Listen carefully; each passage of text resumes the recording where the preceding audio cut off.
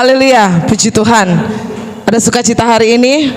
Amin, puji Tuhan, haleluya. Saya ingin percaya kita semua ini ada shalom dalam hati kita, amin. Karena Tuhanlah yang memberikan kita penghiburan, Tuhanlah yang memberikan segala sesuatu hal yang berbau dengan Roh Kudus itu. Untuk apa? Untuk menghibur kita. Untuk apa? Untuk menguatkan setiap hidup kita. Sekalipun banyak tantangan di luar sana, sekalipun di luar sana mengatakan diri kita tidak benar, tetapi hanya kitalah yang Tuhan yang tahu bahwa kita adalah orang-orang yang berkenan di hadapan Tuhan. Amin. Puji Tuhan. Pada saat malam hari ini, saya tidak tahu ya kenapa tangan saya dingin, hati saya jantung saya berdebar-debar, ternyata saya gugup ya. Karena banyak-banyak jiwa-jiwa lagi ya kan, amin. Untuk hormat kemuliaan nama Tuhan, haleluya. Puji Tuhan. Sama-sama kita buka Alkitab kita yang terdapat di dalam Roma pasal yang ke-8. Roma pasal yang ke-8 ayatnya yang pertama. Roma pasal yang ke-8 ayat pertama. Saya akan bacakan untuk kita semua dalam nama Tuhan Yesus. Perikopnya adalah hidup oleh roh. Demikianlah firman Tuhan. Ayat pertama, demikianlah sekarang tidak ada penghukuman bagi mereka yang ada di dalam Kristus Yesus. Kalau misalnya kita melihat di dalam terjemahan lain, saudara, di sana dikatakan oleh karena itu sekarang tidak ada penghukuman bagi mereka yang ada di dalam Kristus Yesus, yang tidak hidup menurut daging tetapi menurut roh. Katakan amin. Dalam setiap kehidupan kita, saudara, bagaimana betapa pentingnya kita harus mengikuti keinginan roh, bukan keinginan daging.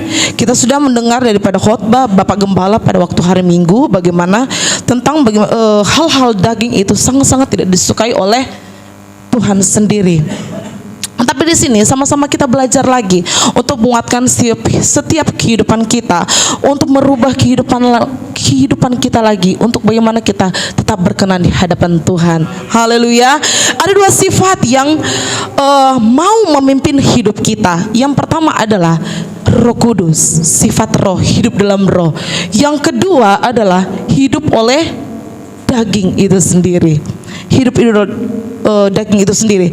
Yang kita mau pilih apa? Hidup dalam daging atau hidup dalam roh? Itu ada di dalam pilihan kita sendiri. Amin. Yang jelas yang firman Tuhan ajarkan dalam setiap hidup kita, bagaimana kita harus hidup dalam roh. Karena ada akibat-akibatnya kalau misalnya kita mengikuti keinginan daging terus dalam hidup kita. Firman Tuhan katakan, demikianlah sekarang tidak ada penghukuman bagi mereka yang ada di dalam Kristus Yesus. Maksudnya adalah tidak ada penghukuman bagi mereka yang tidak hidup dalam daging itu sendiri, melainkan tidak ada penghukuman bagi orang yang hidup dalam roh. Nah, saudara, bagaimana hidup kita ini dikuasai oleh dalam dua hal ini, dalam roh dan dalam daging. Seperti saya katakan tadi, kita mau pilih yang di mana? Kita mau dipilih yang roh atau mau pilih yang dalam daging? Tuhan memberikan dalam kehidupan kita adalah kehidupan yang bebas. Silakan pilih, terserah kita. Tetapi yang Tuhan ajarkan dalam hidup kita, bagaimana kita harus hidup dalam roh. Amin. Dalam roh. Di dalam terjemahan lain seperti saya katakan tadi, orang yang hidup dalam daging itu tidak berkenan di hadapan Tuhan. Orang yang hidup dalam roh itulah yang berkenan di hadapan Tuhan sendiri. Bukan saya yang katakan, tetapi firman Tuhan. Kita lihat di dalam ayat 2 sampai ayat ke-4. Saya akan bacakan untuk kita semua. Roh yang memberi hidup telah memerdekakan kamu dalam Kristus dari hukum dosa dan hukum maut. Ayat 3. Sebab apa yang tidak mungkin dilakukan hukum Taurat karena tak berdaya oleh daging telah dilakukan oleh Allah. Kita simak baik-baik ayat ini. Oleh daging telah dilakukan oleh Allah dengan jalan mengutus anaknya sendiri dalam daging, serupa dengan daging yang dikuasai dosa karena dosa. Ia telah menjatuhkan hukuman atas dosa di dalam daging. Ayat 4. Supaya tuntutan hukum Taurat digenapi di dalam kita yang tidak hidup menurut daging tetapi menurut roh. Ini yang Tuhan mau dalam hidup kita. Maka dari itu, saudara, Tuhan memberikan kita kebebasan memilih antara dua ini. Apakah kita mau hidup dalam roh ataukah kita hidup dalam daging itu sendiri. Tetapi firman Tuhan katakan, kalau nanti kita akan baca, ketika kita mau dipimpin oleh roh, saudara, Tuhan akan mengampuni setiap dosa kita, dan Tuhan mau perkenanannya akan dalam hidup kita terus. Di dalam Yesaya dia mengatakan begini, firman Tuhan mengatakan begini, Dia akan menyinari wajahnya dalam hidup kita. Amin. Kita akan terus dipenuhi oleh roh itu. Betapa pentingnya Roh Kudus itu dalam setiap kehidupan kita. Amin. Kalau misalnya kita mengikuti keinginan kita daging sendiri, saudara, firman Tuhan sudah katakan bahwa itu adalah maut itu sendiri. Karena ketika kita masih terus tetap mengkokohkan hidup kita, bagaimana, karakter saya memang seperti itu, karakter saya memang suka begini, saya ngapain saya berubah, ngapain saya ini, toh juga saya percaya Yesus tidak percaya Yesus, saudara, tidak akan menjaminkan kita untuk kita masuk dalam kerajaan surga. Kita tahu bersama, banyak aliran sekarang yang sesat, menyatakan dirinya pengenalan dia akan Kristus, tetapi ajaran dia membelok. Katanya apa? Dalam Kristen progresif, hanya melakukan hal yang baik saja itu bisa masuk dalam kerajaan surga, walaupun tidak mengenal Tuhan. Tidak salah, tapi firman Tuhan katakan hanya dalam Tuhanlah kita mendapatkan kebenaran itu. Hanya Dialah juru selamat itu, tidak ada yang lain. Hanya Yesus yang berani mengatakan seperti itu. Amin. Maka dari itu kita harus dipimpin oleh roh. Jangan mau dibudak oleh keinginan daging itu sendiri. Mungkin di luar sana mengatakan bahwa ketika dalam berkhotbah, siapa sih saya ini? Tapi saudara, bukan saya mengatakan, tetapi ini adalah firman Tuhan sendiri. Kita di sini adalah setiap orang kita pasti akan dipakai oleh Tuhan. Tetapi maka dari itu kita harus tetap hidup dalam roh itu sendiri, bukan dalam daging, karena daging itu membawa kita ke dalam maut. Di dalam ayat 2 di sini dikatakan bahwa dalam ayat 2 sampai ayat 4 tadi, Roh Kudus memberi kita hidup, tetapi daging membawa kita ke dalam maut itu sendiri. Tuhan sudah memberikan kita kebebasan seperti saya bilang tadi, tetapi hanya tinggal kita sendirilah. Kita mau hidup dalam roh atau hidup dalam daging. Kita mau terlena-lena dalam hidup dalam daging, atau kita mau masuk dalam kerajaan surga lewat kehidupan kita, lewat sifat kita, karakter kita yang mau dipimpin oleh Roh Kudus itu sendiri. Mungkin saudara mengatakan begini, sangat susah sekali untuk bagaimana saya hidup dalam roh, saya kan masih manusia ya, jadi nggak apa-apa lah daging. No. Tidak, saudara. Tapi firman Tuhan itu tegas. Amin. Firman Tuhan itu tidak lengak-lengok. Firman Tuhan itu ya tidak ada kompromi sama sekali. Ketika itu adalah dosa, itu adalah dosa. Amin. Ketika itu berkenan di hadapan Tuhan, itulah yang Tuhan mau. Tuhan katakan dalam firman Tuhan, bagaimana ketika kita bertanya, Tuhan kenapa doa saya tidak terjawab? Kita harus mengintrospeksi hidup kita. Amin. Kita harus mengintrospeksi hidup kita. Kenapa Tuhan tidak menjawab setiap doa? Firman Tuhan katakan ada perbatasan antara saya dan kamu, maka tidak terjawab doa itu, yaitu apa? Dosa itu sendiri. Maka dari itu betapa pentingnya kita hidup oleh roh, seperti perikop dalam Roma ayat 8 ini, hidup oleh roh. Untuk bagaimana kita harus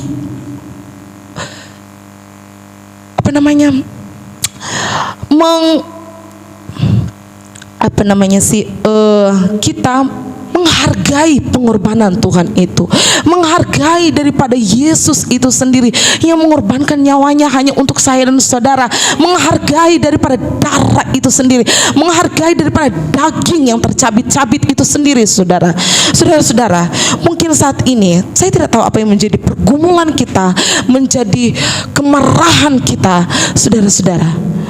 Ketika kita masih mau hidup dalam daging itu sendiri, dalam kemarahan itu akan menjadi permusuhan antara engkau dan Tuhan, antara kita dan Tuhan. karena kita masih mau tetap mempertahankan kemarahan itu. Firman Tuhan katakan bagaimana? Engkau boleh marah, tetapi sebelum matahari terbenam. Jangan sampai marah itu sampai 24 jam, saudara. Tetapi melainkan kita harus hidup dipimpin oleh Roh Kudus, karena lewat Roh Kudus itu yang memberikan kita kedamaian. Di luar sana, saya tidak memusingkan diri untuk bagaimana orang-orang yang menyaci saya, keluarga saya. Saya tidak mau membiarkan hidup saya untuk diomongin di luar sana.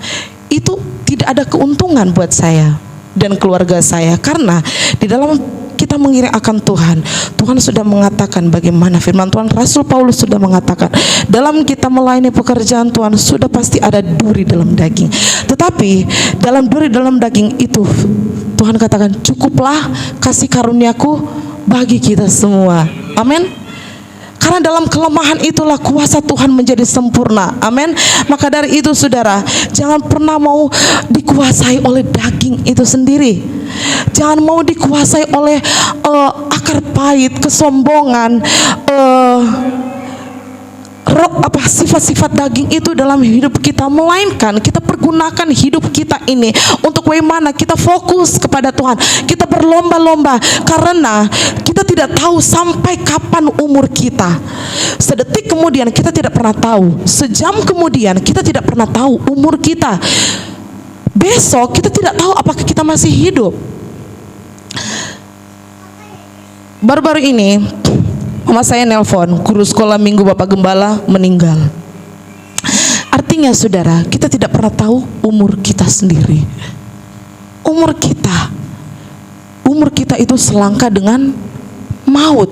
Maka dari itu saudara, tidak ada lagi bagi kita waktu untuk bagaimana kita berleha-leha dengan sifat-sifat yang tidak menyenangkan hati Tuhan. Tuhan katakan dalam firman Tuhan dalam Matius bahwa engkau adalah terang, engkau adalah garam. Kita harus bisa berdampak, bukan menjadi beban bagi orang, bukan menjadi benalu bagi orang sesama kita, bukan menjadi sesuatu hal yang dibicarakan oleh orang karena kekurangan kita, karena sifat kita, karena keangkuhan kita, karena mulut kita. Akhirnya kita tidak bisa lagi hidup bagaimana kita mau. Pada saat minggu kita, oh Tuhan aku mau berubah, tetapi ketika keluar gereja hanya uapnya aja. Melainkan firman Tuhan katakan bahwa janganlah padamkan roh itu dalam hidup kita. Amin. Makanya betapa pentingnya kita berdoa, betapa pentingnya kita persekutuan. Mungkin saya kan pelayanan, tidak apa-apa dong saya hidup dalam daging. No, tidak ada kompromi bagi Tuhan. Ketika engkau dalam pelayananmu tapi engkau masih hidup dalam dagingmu, engkau tetap dikatakan engkau musuhnya Allah. Firman Tuhan berkata seperti itu. Janganlah daging berkuasa penuh dalam hidup kita, karena tidak mungkin kita berkenan di hadapan Tuhan. Ayat 8 kita lihat di ayatnya dari ayatnya yang ke-5 sampai ayat 8. Sebab mereka yang hidup menurut daging memikirkan hal-hal yang dari daging. Mereka yang hidup menurut roh memikirkan hal-hal yang dari roh. Ayat 6. Karena keinginan daging adalah maut, tetapi keinginan roh hidup dan damai sejahtera. Katakan amin. Sebab keinginan daging adalah perseteruan terhadap Allah. Firman Tuhan katakan, keinginan daging adalah perseteruan terhadap Allah, karena ia tidak takluk pada hukum Allah sendiri. Hal ini memang tidak mungkin baginya. Mereka yang hidup dalam daging tidak mungkin berkenan kepada Allah. Mungkin pada saat orang di luar sana mengatakan, kenapa saya harus terus-terus, saya kan bukan malaikat, kenapa saya harus hidup suci? Tetapi yang Tuhan mau dalam hidup kita adalah kita harus hidup dalam roh dan mengejar kekudusan itu. Amin. Ini yang Tuhan mau dalam hidup kita. Kalau misalnya kita bercita-cita, aku mau masuk surga karena aku tidak tahu umurku sampai kapan. Tetapi cita-citamu itu hanya sampai dalam mulut. Karena apa? Kamu tidak bisa menghidup dalam roh. Lebih tenang dalam hidup dalam daging itu sendiri. Bagaimana Tuhan bisa mengatakan bagaimana kau berkenan kepadaku, tetapi kehidupan kita sendiri manusia selalu mengecewakan hati Tuhan. Tuhan kan Maha Pengampun. Ya, Tuhan Maha Pengampun. Tetapi ketika dosa-dosa berulang kali, Tuhan akan mengatakan Tuhan akan menjauhkan wajahnya daripada kita. Firman Tuhan katakan dalam Yesaya begitu. Jangan pernah saya kecewa kepada Tuhan. No, Tuhan yang kecewa kepada kita. Tuhan, aku begini. Coba introspeksi. Amin. Introspeksi dalam hati. Kenapa kita masih kenapa doa-doa kita kenapa tidak dijawab? Kenapa kok hidup saya kurang aja? Kenapa kok hidup saya ini kok nggak seperti orang lain? Hidupnya tuh mewah-mewah, padahal dia tidak mengenalkan Tuhan. Kenapa saya tidak seperti dia? Saudara-saudara, dia sudah ada tempatnya sendiri. Amin. Dia sudah ada tempatnya sendiri. Saya bukan menghakimi, tetapi firman Tuhan mengatakan seperti itu. Ini bukan perkataan saya, tapi perkataan firman Tuhan. Amin. Maka dari kita belajar untuk gimana kita terus berkenan di hadapan Tuhan. Karena sekalipun kita sudah melayani Tuhan, sekalipun kita sudah menurut kita sudah memakai hidup kita ini dari kepala sampai kaki, kita sudah melayani pekerjaan Tuhan, tetapi hidup kita masih dikuasai oleh daging itu sendiri. Tuhan katakan, aku tidak berkenan.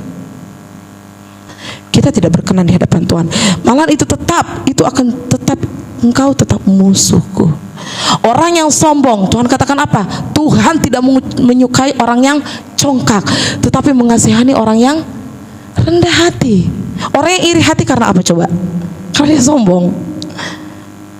Orang yang suka fitnah karena apa coba? Karena dia sombong. Orang yang suka menghina orang lain karena apa coba? Karena dia sombong. Tuhan paling benci orang yang memiliki sifat sombong itu. Amin. Maka dari itu kita tetap belajar untuk bagaimana kita harus tetap berkenan di hadapan Tuhan, untuk hidup dalam roh itu sendiri. Jika kita masih kokoh dengan sifat daging itu, saudara, hati-hati. Kita lihat di dalam ayat 13. Sebab jika kamu hidup menurut daging, kamu akan mati. Hati-hati. Kita semua hati-hati. Tetapi jika oleh roh kamu mematikan perbuatan-perbuatan tubuhmu, kamu akan hidup. Ayat 14. Semua orang yang dipimpin roh Allah adalah anak Allah. Artinya orang yang dipimpin daging, anak siapa? Anak bego. Kan bukan saya yang bilang, kita sudah baca ya. Tetapi jika oleh roh kamu mematikan perbuatan-perbuatan tubuhmu. Daging mematikan hidup kita. Kan saya masih hidup. Bukan, mati rohani. Kita ingat dalam kisah Yusuf, Musa. Ketika dia memimpin bangsa Israel keluar dari tanah Mesir, Tuhan membuat hati Firaun menjadi seperti apa? Batu keras, mati rohani. Akhirnya apa? Ditenggelam dalam laut itu. Maka dari itu, saudara-saudara, kita sama-sama belajar untuk mau dipimpin oleh roh. Amin. Jangan mau lagi dikuasai oleh daging itu sendiri. Jangan mau dikuasai oleh pergaulan-pergaulan yang buruk yang merusak kebiasaan kita yang baik. Karena firman Tuhan katakan, sekalipun kita sudah pelayanan, tetapi ketika daging itu masih menguasai hidup kita, saudara, itu masih tetap musuh daripada Tuhan sendiri. Itu tetap Tuhan tidak berkenan kepada orang seperti itu. Amin. Tetapi di sini firman Tuhan katakan, tetapi jika oleh roh kamu mematikan perbuatan-perbuatan tubuhmu, kamu akan hidup. Betapa pentingnya kita hidup dalam roh. Untuk bagaimana apa? Untuk mematikan setiap karakter-karakter yang tidak berkenan di hadapan Tuhan. Untuk mematikan setiap karakter-karakter yang selalu mengecewakan hati Tuhan. Untuk mematikan setiap karakter-karakter yang selalu membuat Tuhan bersedih. Ketika dia sudah mengaruniakan anaknya yang tunggal, dia mengorbankan anaknya hanya untuk saya dan saudara. Tetapi kita mempergunakan hidup kita ini, kita berbakti kepada iblis itu sendiri. Melainkan saat ini, saudara, kita terus mau maju terus dalam Tuhan. Amin. Untuk mau terus maju dalam Tuhan, untuk gimana kita dipimpin oleh Roh. Sama-sama kita saling menasihati, saudara. Karena Galatia pasal yang ke-6 ayatnya yang ke-8 dikatakan begini, demikian firman Tuhan. Sebab barang siapa menabur dalam dagingnya, ia akan menuai kebinasaan dari dagingnya. Tetapi barang siapa menabur dalam Roh, ia akan menuai yang kekal dari Roh itu. Terus, janganlah kita jemu-jemu berbuat baik, karena apabila sudah datang waktunya, kita akan menuai jika kita tidak menjadi lemah. Karena itu, selama masih ada kesempatan bagi kita, marilah kita berbuat baik kepada semua orang, tetapi terutama kepada kawan-kawan kita seiman. Berbuat baik ya saudara, bukan mempengaruhi setiap teman-teman kita, setiap lingkungan kita untuk membenci Tuhan, melainkan kita sama-sama menasihati untuk bagaimana kita mau hidup dalam Roh, agar supaya apa? Damai sejahtera melingkupi hidup kita. Amin. Damai sejahtera menaungi kehidupan kita, kasih daripada Tuhan menaungi hidup kita, agar supaya tidak ada lagi perbuatan-perbuatan daging menguasai hidup kita lagi. Firman Tuhan sudah katakan di dalam Roma tadi, bagaimana ketika kita mau hidup dalam Roh, Roh Kudus akan membantu kita untuk mematikan setiap karakter-karakter yang tidak berkenan di hadapan Tuhan. Ketika kita mau terus dipimpin oleh Roh, saudara, yakinlah kerajaan sorga ada dalam hidup kita. Amin. Kerajaan sorga ada dalam hidup kita, dan setiap kita akan diberkati oleh Tuhan. Setiap kita, apapun yang kita lakukan. Teringat Mazmur pasal yang pertama.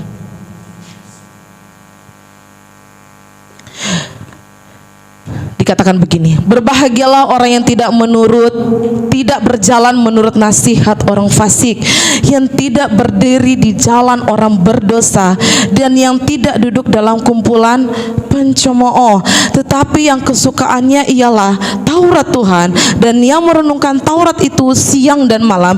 Ia seperti pohon yang ditanam di tepi aliran air, yang menghasilkan buahnya pada musimnya, dan yang tidak layu daunnya. Apa saja yang diperbuatnya pasti berhasil. Bukan saya mengatakan, tetapi kita sudah membaca sama-sama dalam Mazmur pertama sampai ayat ketiga. Jadi tidak ada lagi bagaimana kita kesempatan untuk bagaimana kita mendukakan hati Tuhan, tetapi mari sama-sama ketika Tuhan memberikan kita kesempatan saat ini, kita masih berkumpul untuk berdoa kepada Tuhan. Mungkin saat ini masih menguasai hidup kita daging itu, saudara, Tuhan akan terus menjamah setiap kehidupan kita ketika kita meminta bahwa kita mau hidup dalam Roh. Amin. Kita mau hidup dalam Roh, karena ketika kita mau hidup dalam Roh, di ayat ketiga ia seperti pohon yang ditanam di tepi aliran air yang menghasilkan buahnya. Artinya saudara, kita akan terus dilengkapi oleh berkat-berkat Tuhan yang luar biasa. Kita akan terus dipenuhi oleh sukacita penuh itu dalam hidup kita. Kita akan terus dipenuhi oleh damai sejahtera. Walaupun diceritain orang, kita tetap merasakan damai. Walaupun difitnah orang, kita akan tetap merasakan damai. Tidak ada kebencian dalam hidup kita, tidak ada kemarahan dalam hidup kita, melainkan kasih karunia. Maka firman Tuhan katakan dalam waktu kisah daripada Rasul Paulus, cukuplah kasih karunia itu, kasih karunia Tuhan menaungi setiap hidup kita, karena dalam kelemahan itulah kita kuasa Tuhan menjadi sempurna. Amin. Puji Tuhan. Biarlah sama-sama kita belajar untuk terus mau hidup dalam Roh, untuk terus tetap kita tinggalkan yang namanya daging itu sendiri, karena Tuhan Yesus dia dikorbankan oleh Bapa di sorga hanya untuk saya dan saudara. Untuk bagaimana dia dikorbankan untuk menebus setiap kesalahan kita, menebus setiap sifat-sifat kita yang jelek, menebus kehidupan kita yang sudah hitam menjadi apa? Putih. Itulah kuasa Tuhan, kebaikan Tuhan dalam hidup kita. Mari sama-sama kita angkat pujian.